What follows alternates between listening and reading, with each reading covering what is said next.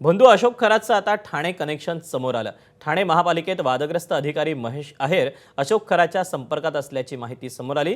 महेश आहेर यांनी ठाणे महापालिकेतील एका लिपिक महिलेला खरातच्या नाशिकमधल्या ओकस कार्यालयात नेलं होतं। महिलेच्या इच्छेविरुद्ध महेश आहेर आणि खरातनं तिच्यावर लिंबू फिरवून हातात खडा घालायला दिला होता असा आरोप एका महिलेनं केला। माजी अधिकारी महेश आहेरनं संबंधित महिलेला कोल्ड्रिंकमध्ये गुंगीचं औषध मिसळून जबरदस्ती शरीर संबंध ठेवून व्हिडिओ बनवले। शिवाय महिलेचे व्हिडिओ बनवून सोशल मीडियावर व्हायरल करण्याची धमकी देत वारंवार शरीर संबंध ठेवल्याची तक्रार पीडित महिलेनं महेश आहेर विरोधात केली।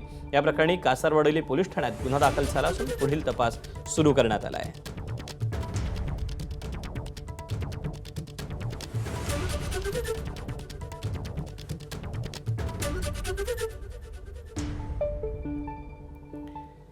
दरम्यान हा महेश आहेर नेमका कोण आहे आपण पाहूया।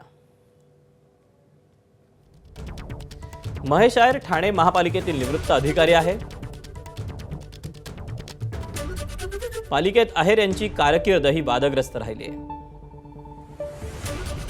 आहेर यांची पदवी बोगस असल्याचा आरोप झाला होता। आहेर यांच्या काळात शहरात अनधिकृत बांधकामं वाढल्याचीही तक्रार दाखल झाली होती। मुलगी आणि जावयाला ठार मारण्याचा कट त्यांनी आखला होता असा आव्हाडांनी त्यांच्यावर आरोप केला होता।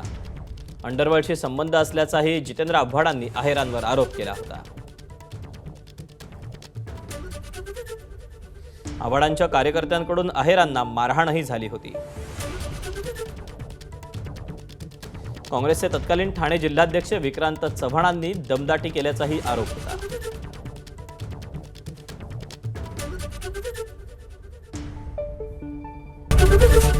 एबीपी माझा, उघडा डोळे बघा नीट।